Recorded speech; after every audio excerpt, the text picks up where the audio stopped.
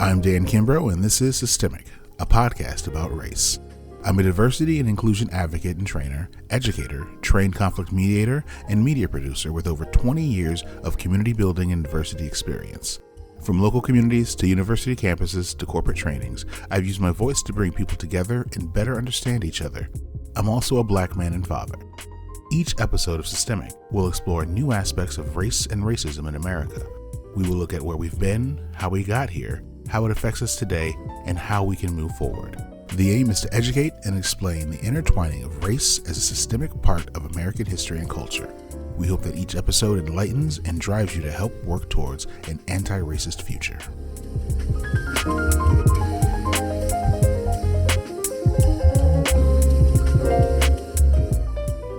Critical race theory. It's quite funny, actually. I was just talking with an upcoming podcast guest about other episodes that I had down the line and mentioned that one of them was in fact critical race theory. And they just yell, "The truth?" I was like, "What? The truth?" "Oh yeah, the truth." And that's the weird thing about an episode on critical race theory. It should be pretty short. Critical race theory is the honest telling of America's history and the context of how we got here. And without that honest telling, in context, people are led astray. The short answer to why critical race theory is important is, it's the truth. Right now, we have a whitewashed, westernized version of events in our schools. We all know the saying, winners write history. Well, winning isn't an indication of right or wrong or moral truth. It says nothing to justice and equity. It just means that you won something. And if we're being honest, the colonizers of this land didn't win anything. They lied, they stole, they brought disease, they enslaved people. They built their wealth on the literal backs of the indigenous population and those they enslaved. So winning as an indicator of right or an indicator of an accurate portrayal of events means nothing. It means you won. But again, this wasn't a fair fight. So there was no winning. There was no fight. So when we talk about critical race theory, the short answer again is that it's the true telling of American history. And that truth is scary. Another saying is that knowledge is power. And the power of the truth is why many don't want critical race theory in schools. They don't want children to grow up knowing what America did to get where it is and that it's still doing it to this day. And part of that is for the fear that the truth will be unsettling. And I think that's the fear. Knowing the truth is going to lay waste to this sense of unwavering and unquestioning national pride for future generations. I don't think national pride is going anywhere, and I don't think it should. But I think what will happen is that national pride will come under a new lens, one that doesn't blindly accept America as always right. And old power, I'm convinced, is afraid of that new lens. So with that said, let's get into what critical race theory is and why it's being attacked. In September of 2020, in what may be one of the most discreet acts from a boisterous and over-the-top executive-in-chief, an executive directive was issued from the Office of Management and Budget, and it read, quote, "It has come to the President's attention that the executive branch agencies have spent millions of taxpayer dollars to date training government workers to believe divisive anti-American propaganda. For example, according to press reports, employees across the executive branch have been required to attend trainings where they are told that virtually all white people contribute to racism, or they have been required to say that they benefit from racism. According to press reports, in some cases, these trainings have claimed that there is racism embedded in the belief that America is the land of opportunity or the belief that the most qualified person should receive a job. These types of trainings not only run counter to the fundamental beliefs for which our nation has stood since its inception, but they also engender division and resentment within the federal workforce. The divisive, false, and demeaning propaganda of the critical race theory movement is contrary to what we all stand for as Americans and should have no place in the federal government. The report goes on to say, all agencies are directed to begin to identify all contracts, or other agency spending related to the training of critical race theory, white privilege, or any training or propaganda effort that teaches or suggests either 1, the United States is inherently racist or an evil country, or 2, that any race or ethnicity is inherently evil." End quote. And with that began the war on critical race theory. You know, like the war on Christmas because Starbucks chose to use red cups over Christmas cups. One of those wars that's meant to rally the moral right around a non-issue, but with more power and impact. As one New York Times article explains, quote, "Critical race theory doesn't diagnose the country as evil, even though it is beyond dispute that some evil people designed the architecture of racial oppression in this country and that there are still some who wish to maintain it." End quote. Born in the 1970s amongst legal scholars, critical race theory uses race as a lens through which it examines the structure of power. According to the Encyclopedia Britannica, it's an intellectual movement and loosely organized framework of legal analysis based on the premise that race is not a natural, biologically grounded feature of physically distinct subgroups of human beings, but a social construct category that is used to oppress and exploit people of color. And for the most part, it was a relatively obscure concept, not because there was anything wrong with it, but because it's so new. By textbook definition, yes, critical race theory operates under the notion that the law and legal institutions of the United States are inherently racist, and that they function to create and maintain social, economic, and political inequities between whites and non-whites, especially African Americans. If you've listened to previous episodes of Systemic, I've discussed how race became the deciding factor in slavery, that over time, the colonies and then the government used race to continually oppress and discriminate against African Americans. And the more you listen, you'll hear about how it's used against other races as well. So yes, the U.S. is, by the nature of power and policies, racist, and it has been since the first colonists arrived. Also, race is a social construct. While differences truly exist ethnically and culturally and are physical and natural, race is a social construct created by societies. A person being black or white has no actual bearing on them biologically or physically. This is because those two constructs cover vast ethnic and cultural groups.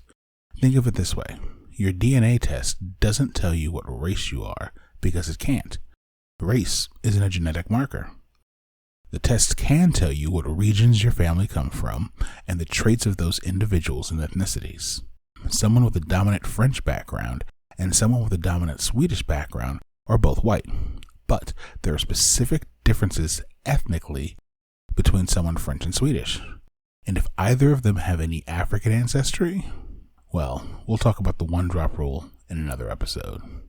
The only function of race is to divide, oppress, and exploit. The problem is that we can't just stop talking about race and think that we can fix the problem by ignoring it. Our systems, policies, and laws are built on race and have to be undone before we can quote-unquote stop talking about race. Given that race was constructed and its only purpose is oppression and exploitation, any laws or policies that create barriers or give advantages based on the power structure race provides are racist in design. In America, racism, as stated numerous times before, works in the favor of white people and against persons of color. Given that white Americans are the dominant power group, white people benefit from the power structures race and stereotypes provide. Conversely, persons of color are hurt and discriminated against based on race and stereotypes. The hurdles placed on and in communities of color to achieve the same sense of normalcy and equity as their white counterparts is immense and based on nothing else than their socially constructed status of the perceived otherness because of the power dynamics of race. This is white privilege, and we can see the same thing when looking at gender or sexual orientation. So, to the executive directive, critical race theory does explore the inherent racism in American history and policy, and it does teach that the construct of race gives an advantage to white Americans, and that's a good thing. Because, for us to get to the point where we can stop talking about race, we have to first start honestly talking about race and racism. We have to explore how race has affected laws and policies, how actual racist individuals in positions of power have used that power to continue to oppress persons of color. We have to fully understand how intertwined race is in America. Understand that when people talk about the American dream, there were people whose families built the White House, worked in the rice and cotton fields that gave America its financial power, and that created the railroads that led to industry and the growth of this country and weren't considered citizens. So that dream was never meant for them. We have to understand that the expansive and rapid growth of this land from a few rebellious colonies to a world leader came at the expense of hundreds of indigenous tribes and civilizations that were brought to the brink of extinction. Critical race theory is the difficult conversation we need to have as a nation, in our homes, workplaces, friend groups, and most importantly, schools. Understanding the true nature of American history allows for everyone to have a full, clear image. It will lessen divides because we're all learning the same history, actual history, in full context. It will allow us to understand how systems of inequity exist, how they were created, and better prepare us to remove them. We are living in a time when many people are finally willing to dig deep and understand bias and discrimination. Understand that persons of color live a very different life because of systemic racism, and finally attempt to work towards an anti-racist society. But we have to be able to educate them on what's wrong and how it interconnects all of our lives. Persons of color in this country live through racism and discrimination every day. We see America as it is, not as it professes to be. Because of this, yes, it comes off as harsher when we lead sessions and training. Yes, you feel uncomfortable and a sense of unease when you understand that the all-white neighborhood and community you grew up in was created by design, not just out of achievement, that redlining kept black people out. Understanding that while you may not be rich or see yourself as privileged, being white has afforded you some luxury and passes persons of color don't get. To white Americans, learning about the blind spots in your education and upbringing that shielded you from the everyday horrors and traumas of persons of color in a way that holds you accountable for change feels like an unnecessary assault. And while necessary, it's not an assault. It's a chance to do better, a chance to actually see America and be part of making it a better place for everyone, a chance to unlearn the lies we were all taught and actually see the worth in people. This leads to one of the biggest arguments against the idea of critical race theory, that its goal is to make white Americans feel guilty about America's past and hold them responsible for what happened. And that couldn't be further from the truth. The goal is to educate all Americans about the role that race has played in creating division, oppression, and discrimination in this country. To tell the whole truth about American history, including the role that all races played, good or bad, so that we can finally begin working together to make changes and move all Americans forward. To do that, we have to face the ugly truths. We have to learn what was done, by whom, and the impact. You can't dismantle something if you don't understand all the parts and the role they play. That's what critical race theory aims to do. And that means telling the ugly truths that have been hidden and kept out of our education. Feeling bad when you learn about the atrocities inflicted on persons of color in our history isn't a bad thing. It's called empathy. And with that, we can begin to actually heal our country's wounds. As it stands, there are large swaths of the white population that don't understand or know what was actually done to indigenous and enslaved populations. And if I'm being honest, most persons of color don't understand their own history or that of other POC populations, because those histories and atrocities were suppressed to help tell a whitewashed version of American history that plays down the truth. Critical race theory helps us all understand and feel connected to one another. Sometimes it'll be a feeling of joy, and sometimes it'll be feelings of shame. But these feelings can give us the power to make true inroads in ending systemic racism on all fronts. Another Another argument against critical race theory is that children are too young to learn about racism. Whose children? Because if you're a person of color, your kids are always learning about race and racism.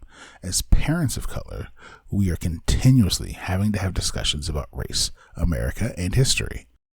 We are consistently rewriting the narratives of the American educational system to make sure our children know the truth about their people and themselves. Recently, my son asked who the Red Tails were while watching an episode of Falcon and the Winter Soldier. We had a discussion about the Tuskegee Airmen, Tuskegee University, and the barriers these men broke. But we also had a discussion about the segregation of that time. He understands Jim Crow laws, segregation, and the fact that in a country that considers military service a high honor, coming home meant coming back to racism and discrimination. He understands that these men fought for and defended a country that wouldn't and still don't defend them. He's 10. So why can't his white classmates learn the same and have these discussions? No one is blaming the kids for what happened or expecting them to feel ashamed. What we would be doing is providing context about the fact that even military service doesn't protect people of color from discrimination and racism. That's the truth, the whole ugly truth, and it's important. We can't celebrate Roy Matsumoto's work in military intelligence without acknowledging that his family and thousands of other Japanese Americans faced internment simply because of their ethnicity. By not placing the lens of race and ethnicity in American history, you're literally whitewashing the past and lying, whether by omission or intentionally. Recently, we've been learning about the residential schools in Canada and America that serve to civilize, quote-unquote, barbarian children, and if it didn't work, they would kill them. It's because we were lied to about the noble intentions of the settlers, read colonizers, and the brutal and primitive ways of the savage Indians, not about the existing tribes that had their own cultures, customs, and ways to live in harmony with the land. There were languages, rituals, and understandings that were lost when the colonizers decided to forcibly remove them from their land. And when you understand that and look at the issues within indigenous populations and the concerns they are still fighting for today, you can see how it's connected. That's how we understand the present and the impact actual history had on it. That's critical race theory. Another argument against critical race theory is that it leads to anti-racism as an approach to education, which some believes would actually hurt students of color. I know. Let me explain. The argument states that while yes, opportunities and quality of education afforded to white children does differ from students of color, the answer isn't tweaking education. It's just having a higher bar of education for all students. If we work the kids harder, equally, and give all schools the same resources, all children should achieve at the same rate. Standard achievement tests should even out over time. Sounds good, right? Wrong. While cute, this ignores the larger landscape of systemic racism that affects students of color and the research that has shown time and time again that achievement tests in their creation and design are in fact biased. The deviation in achievement doesn't come from student preparedness, though this is an issue as well. It comes from the test. The institution of education is where the standard needs to be checked.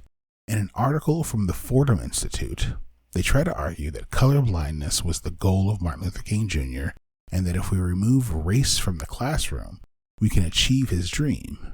The problem is that this is a short-sighted view that ignores all the work of Martin Luther King Jr. At every turn, MLK showed how poverty and racism affected the lives of African Americans and others in their daily pursuits of equality. That until the system of racism is torn down in America, we can't actually reach that promised land. MLK's methods were to use actual race and poverty as a lens to shape the civil rights movement. His work was to move us towards an anti-racist society through critical race theory before the term was actually coined.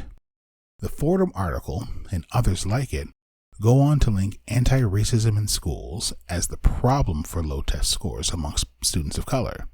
The argument being that if we hold the test accountable, our only options are A, to throw out the test, or B, lower the standards of the test. The former is something no one wants. Throwing out the test is stated by many civic groups including the NAACP, the National Urban League, and others, would only serve to hide the achievement gap. That's not what is wanted. The achievement gap serves to show the failing of the educational system and the impact systemic racism has. The test must stay. The second option would be to lower the standard of the test, thus making student of color scores look higher. Again, something no one wants. No one is asking for a free pass or to lower the standards. The goal is to examine the standard, who created it, and who it serves. Here's a real-world example. Thomas Jefferson once asked scientists to provide proof that the Negro was mentally inferior to white men. Not if, but to provide proof.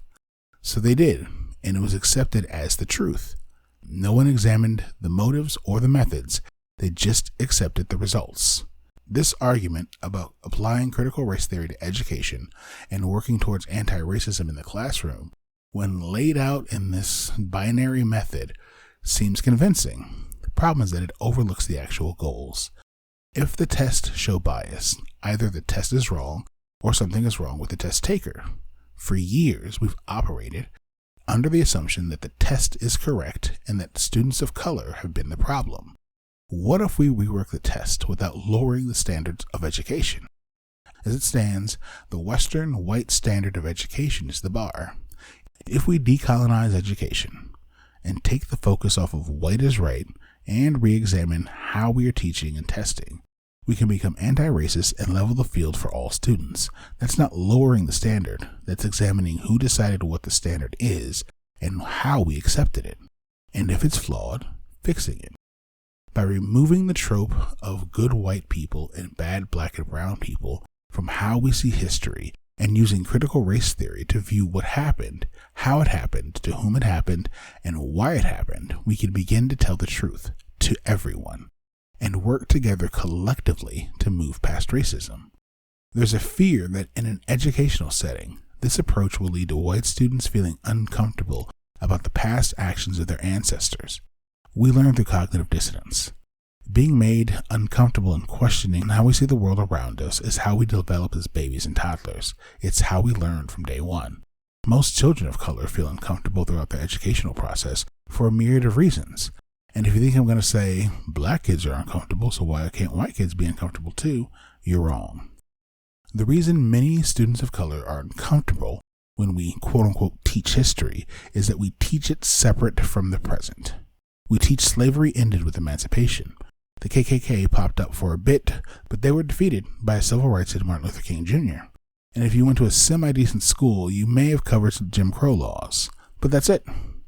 Which means that the problems of current Black America are self-inflicted because there's no connection to the past. And for white students, since it's all in the past, why even pay attention or care? It's not their history. But if we teach actual history and context, we can start to connect the dots. What if we talked about the fact that not all settlers were bad, but the methods they adopted almost led to genocide? What if we talked about the fact that not all settlers were bad, but the methods they adopted almost led to genocide? What if we discussed that slavery existed before the transatlantic slave trade and that there were white slaves on some of those ships, but that the government systematically made slavery about race? What if we thought that the North wasn't as innocent as it was made out to be? Imagine teaching that Asian Americans, indigenous people, the Latinx community, and other communities of color have all heavily contributed to the growth of this country and have also suffered at its hands. White Americans have always had advantages, and guess what? Quite a few over history have tried to use their privilege for good.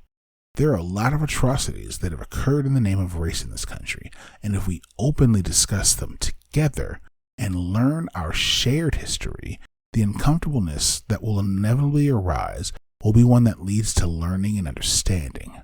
Imagine a generation of students who know the good, bad, and ugly of America. They can connect the dots and, from a starting point of an equal understanding, begin to work together to tear down the system that separates us. That's the goal of critical race theory, and that's why it's important.